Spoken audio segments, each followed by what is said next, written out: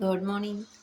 இன்றைக்கி morning breakfast பூரியும் chana மசாலாவும் பார்க்க போகிறோம்.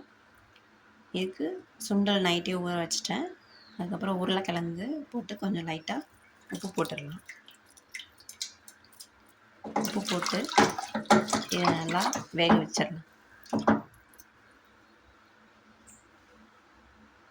பூரிக்கான மாவு பிசைஞ்சிடலாம். நான் கோதுமை மாவு எடுத்துருக்கேன். உங்களுக்கு தேவையான மாவு எடுத்து போட்டுக்கோங்க.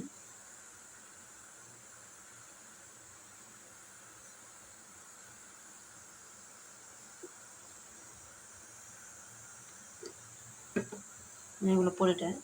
அதுக்கு தேவையான சால்ட்டு,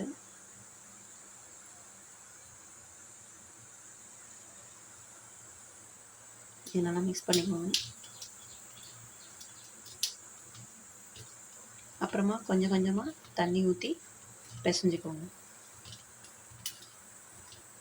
கொஞ்சம் கொஞ்சமாக தண்ணி ஊற்றி பிசைஞ்சதுக்கு அப்புறம் எப்படி இருக்குன்னு காட்டுறேன். மாவு பிசைஞ்சாச்சு. இப்படி தான் இருக்கணும். கொஞ்சம் நேரம் ஊறட்டும்.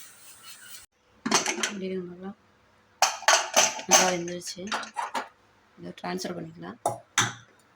அதுக்கப்புறம் கிரேவிக்கு ஆனியனு, க்ரீன் சில்லி, டொமேட்டோ, கருவேப்பிலை, coriander leaves, ginger garlic paste எப்படி ரெடி பண்ணலான்னு பார்த்துடலாம். அடுப்பானோடனே ஆயில் வச்சு ஆயில் காஞ்சோடனே வானல் காஞ்சோடனே எண்ணெய் ஊற்றிக்கலாம்.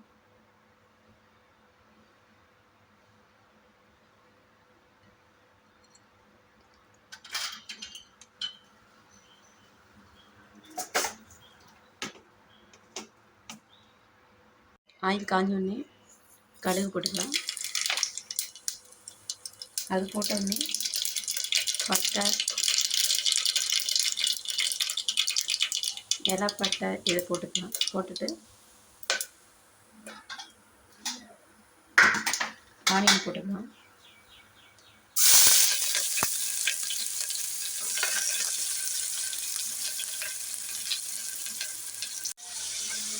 கருவேப்பிலையும் மிளகாவும் போட்டு சேர்த்து வதக்கிக்கோங்க. இது நல்லா வதங்கிடும்.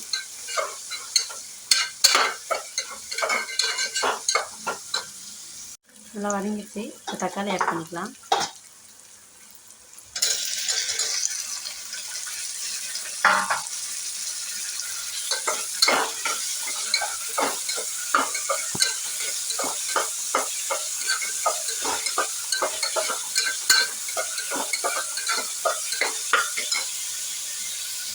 இஞ்சி பூண்டு பேஸ்ட் போட்டுக்கலாம்.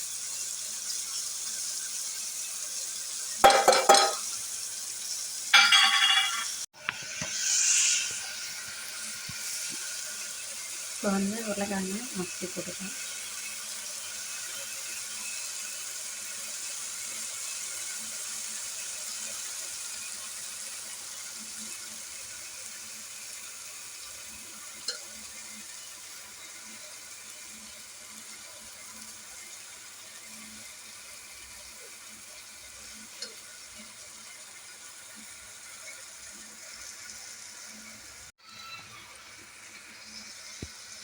இதில் சுண்டலையும் மசிச்சு போட்டுக்கோங்க.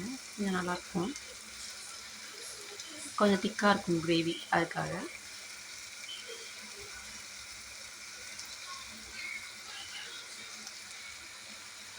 ரிமைனிங் இருக்கிறது அப்படியே போட்டுக்கோங்க.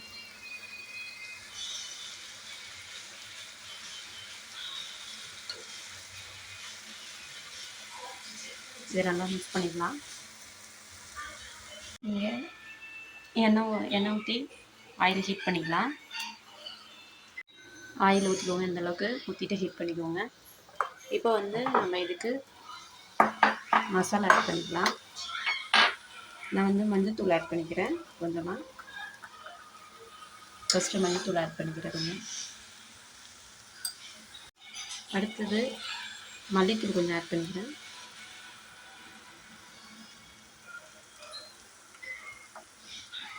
வரமிளகா, ரெட் சில்லி பவுடர் கொஞ்சம் ஆட் பண்ணிக்கிறேன்.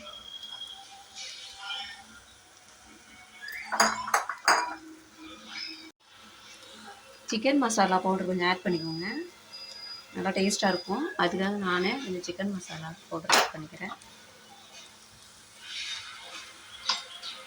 இதை நல்லா மிக்ஸ் பண்ணிக்கலாம். இப்போ தண்ணி கொஞ்சம் ஆட் பண்ணிக்கலாம், இந்த கிரேவிக்கு தேவையான தண்ணி.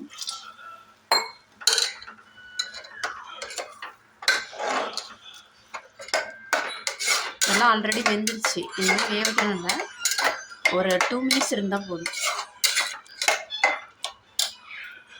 ரொம்ப வேக வைக்கணும்னு அவசியம் இல்லை. 2 மினிட்ஸ் இதை வந்து அப்படியே கொதிக்கிட்டோம். இதுக்கு தேவையான சால்ட் போட்டுக்கோங்க.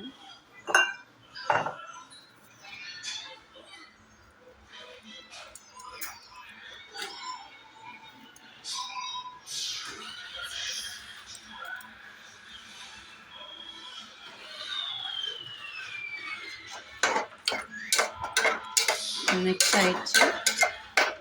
நல்லா கொதிச்சோடனே எப்படி இருக்குன்னு பார்க்கலாம். ரெடி பண்ணிக்கலாம்.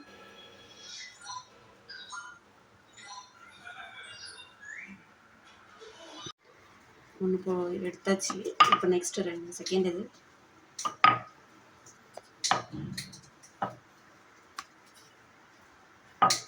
இப்படி திருப்பி போட்டு ரவுண்டாக சப்பாத்தி மாதிரி கொஞ்சம் தின்னா இல்லாமல் கொஞ்சம் திக்காக இருக்கிற மாதிரி எடுத்துக்கோங்க.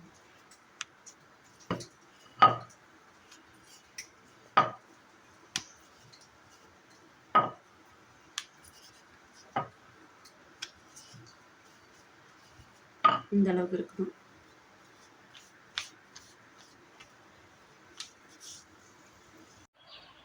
பொரி போட்டுக்கலாம். போட்டுட்டு இப்படி ப்ரெஸ் பண்ணிவிடுங்க.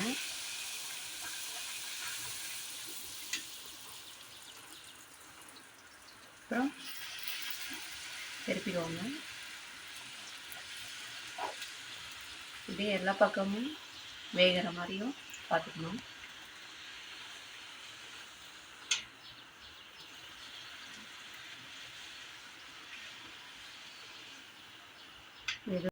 நார்மலாக வாட்டர், மாவு, சால்ட்டு போட்டு பேசினீங்கனாலே ஒரு 10 மினிட்ஸ் ஊற விட்டிங்கன்னா சூப்பராக இருக்கும். கொஞ்சம் தின்னாக இல்லாமல் திக்காக ஒட்டிடுங்க, இந்த மாதிரி உப்பில் வரும். அடுத்தது கிரேவி ரெடி ஆயிடுச்சு. இங்கே பூரியும் ரெடி ஆயிடுச்சு. கிரேவிக்கு கொத்தமல்லி லாஸ்ட்டாக போடுங்க, லைட்டாக கருவேப்பிலையும் போடுங்க, சூப்பராக இருக்குது ஸ்மெல்லு. போட்டுட்டு மிக்ஸ் பண்ணிவிட்டு ஆஃப் பண்ணிவிடுங்க.